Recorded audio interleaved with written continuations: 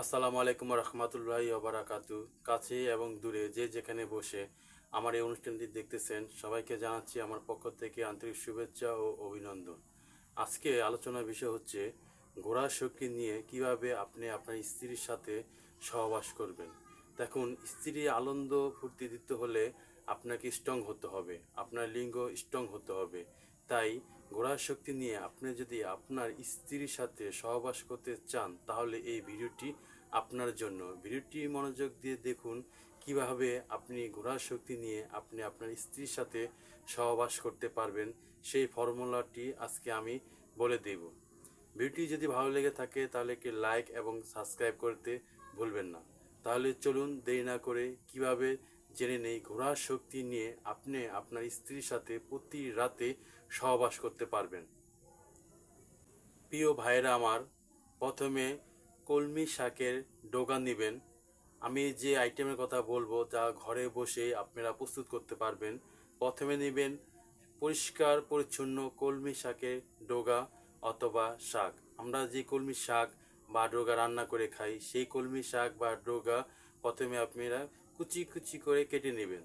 আর তাতে সবচেয়ে বেশি ভালো হয় যদি আপনি এই কলমি শাকে বা শাকের ডগা যদি আপনি চিপিয়ে নিতে পারেন, চিপিয়ে থেকে যদি রস বের করতে পারেন, 1 গ্লাস বা 1 গ্লাসে অল্প পরিমাণ হলেও চলবে। এই রস বের করার পরে আপনারা যেটা করবেন, সূরা ফাতিহা পড়ে এই রস ভর্তি গ্লাসে ফু দিবেন 7 বার করে। আমি আবারও বলছি, কলমি শাকের ডগা চিপিয়ে এর থেকে রস বের করবেন, তারপর সূরা ফাতিহা পড়ে ফু দিবেন সকালবেলা 7 বার করে। খালি পেটে খেলে সবচেয়ে বেশি উপকার হবে। সূরা ফাতিহা পড়ে কেন ফু দিবেন?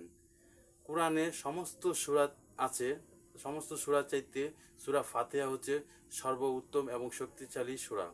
এই সূরা ফাতিহার গুণাগুণ শেষ করা যাবে না। সূরা ফাতিহার শক্তি অনেক গুণ। আমরা নামাজের জন্য সূরা ফাতিহা পড়ি, ঠিক এই সূরা ফাতিহা পড়ে যদি আপনি সেই কলমি শাকের ডগা রসে গ্লাস ভর্তি ফু দিতে পারেন তবে ইনশাআল্লাহ আপনার যৌন শক্তি আগের থেকে 3 গুণ বাড়বে। আমি কিছু নিয়ম কারণগুলো বলে দিচ্ছি। প্রতিদিন সকালবেলা খালি পেটে আপনি এই কলমি শাকের ডগা রস বের করে খেতে পারেন অথবা ছোট ছোট কুচি কুচি করে খেতে পারেন। যদি এতে অসুবিধা হয় তাহলে কিছু চিনি মিশিয়েও খেতে পারেন। আপনার সবচেয়ে উপকার হবে প্রতিদিন সকালে খালি পেটে আধা ঘন্টা ব্যায়াম করবেন। অবশ্যই ফজরের নামাজ পড়ে আধা ঘন্টা ব্যায়াম করবেন। ব্যায়াম করার পরে আপনি এই কলমি শাকের ডগা রস বের করে অথবা ডাঁড়ায় ছোট ছোট করে কুচি কুচি করে একটুখানি চিনি মিশিয়ে আপনি খেতে পারেন। আপনি একটানা 15 থেকে 1 মাস খেয়ে দেখুন, আপনার যৌবন শক্তি আগের তুলনায় অনেক অনেক দ্বিগুণ বাড়বে।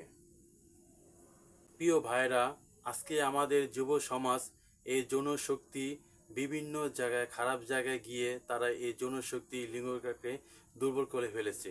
লিঙ্গ এখন আগের মতন স্ট্রং হয় না। লিঙ্গ স্ট্রং হলেও ঠিক বেশিক্ষণ সময় স্ত্রীর সাথে সহবাস করতে পারে না, যার কারণে সংসারে বিভিন্ন অশান্তি দুঃখ কষ্ট লেগেই থাকে। তাই স্ত্রীকে পরিপূর্ণভাবে তৃপ্তি দিতে চাইলে আপনি অবশ্যই ঘরোয়াভাবে কিছু আইটেম তৈরি করে দেখতে পারেন।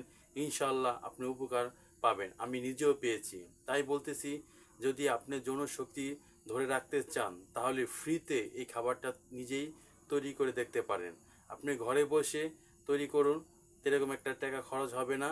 আপনি এই কলমি শাকের ডগা আপনি 15 থেকে 1 মাস খেয়ে দেখুন, আগের তুলনায় অনেক অনেক গুণ আপনি উপকার পাবেন, তবে কোনো ক্ষতি হবে না।